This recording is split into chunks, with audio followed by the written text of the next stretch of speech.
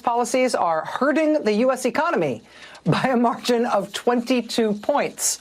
In the Economist YouGov poll, they asked if Trump is generally helping or hurting not just the economy, but the whole United States.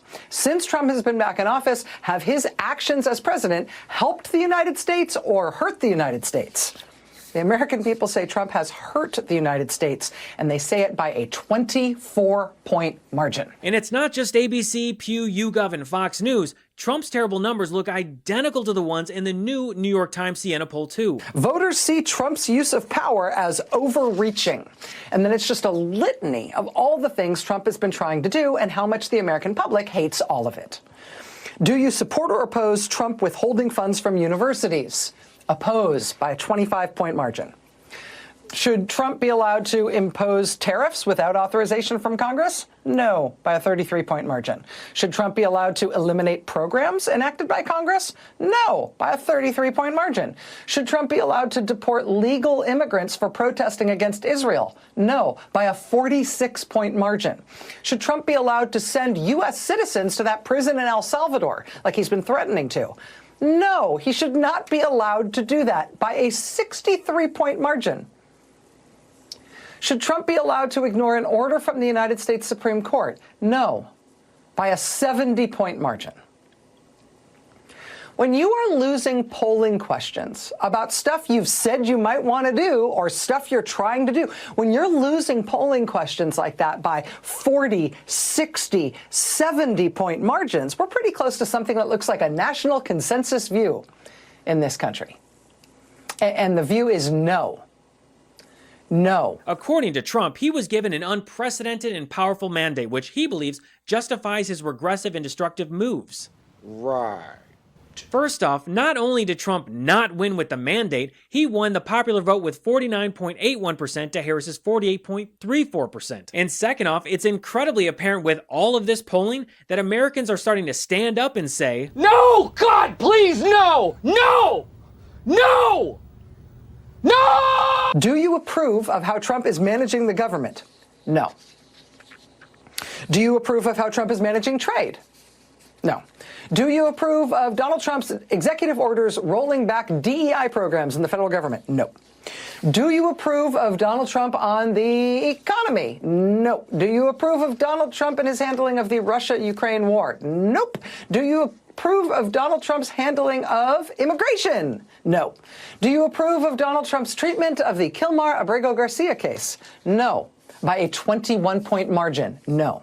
Americans overwhelmingly see Trump's power grabs as overreaching. They believe he's gone too far on everything from tariffs to immigration rates to gutting federal programs like DEI to even arresting judges. I mean, outright majorities of the country say that Trump has gone, quote, too far on tariffs, too far. On his cuts to the federal workforce, too far. On immigration enforcement, too far. On his overall changes to the political and economic system, too far. Outright majorities of the country say he's gone too far on all of those things. Even if you factor in the margin of error, Trump is still underwater. There's no spin, no fake news excuse, no Hunter Biden laptop meme that can save him. Magic Spoon has turned their super popular high-protein cereal into high-protein treats that are light, crispy, and taste just like those classic crunchy cereal bars. Magic Spoon's treats are so delicious and have already become my favorite on-the-go gym snack. Magic Spoon is also launching a brand new high-protein granola. True to the Magic Spoon promise, it's packed with protein and so crunchy and sweet. Perfect for breakfast and snacking. I've been having this every morning to fuel my workouts. Magic Spoon's high-protein treats are crispy, crunchy, airy, and an easy way to get 12 grams of protein on the go. They come in mouth-watering flavors like marshmallow, chocolate peanut butter, and dark chocolate. I love how Magic Spoon tastes and how simple it is. It's the perfect thing to have right before a workout. Magic Spoon's brand new granola packs in 13 grams of protein and 0 added sugars. They come in delicious flavors, honey, almond, and peanut butter. These crunchy clusters have seriously become my go-to late night snack. Get $5 off your next order at magicspoon.com/Gabe or look for Magic Spoon on Amazon or in your nearest grocery store. That's magicspoon.com/Gabe for $5 off. Americans believe that Trump has gone too far, but honestly, what did people expect? He literally told everyone what he was going to do. And you know why I wanted to be a dictator? Because I want a wall, right? I want a wall, and I want to drill, drill, drill. He says, you're not going to be a dictator, are you? I said, no, no, no. other than day one. They know when he comes back, it's game over. Day one dictator. Hey, day one dictator. Hey, how many people here? Now, normally I know you probably wouldn't in America, but considering what they've done to this man, how many people here support day one dictator? People are claiming you want retribution. People are claiming you want what has happened to you done to Democrats. Would you do that ever? Look, what's happened to me has never happened in this country before. And it has to stop because... Wait a minute. I want to hear that again. It has to stop. Well, it does have to stop because we're not going to have a country And if you're anymore. elected, what does that mean? Define that. Look, what I've gone through, nobody's ever gone through. I'm a very legitimate person. I built a great business. Everything's been... I have been under siege. Nobody's ever seen anything like this in this country. I'm going to be a dictator for one day. Sure, Jan. I don't know that we've ever seen another 100 first days from any president, Democrat, Republican, Whig, alien overlord, this roundly rejected by the American people. When Trump's actions and his collapse in public support are happening at the exact same time, you don't exactly need to be Sherlock Holmes to solve that one. There's also a new AP national poll that's out today, which puts Trump minus 24 on the economy. Whoa. There's a new Washington Post ABC Ipsos poll that's out today. Their headline, Trump's immigration ratings turn negative. He's always been able to count on people being with him on the nasty things he says about immigrants. Not anymore.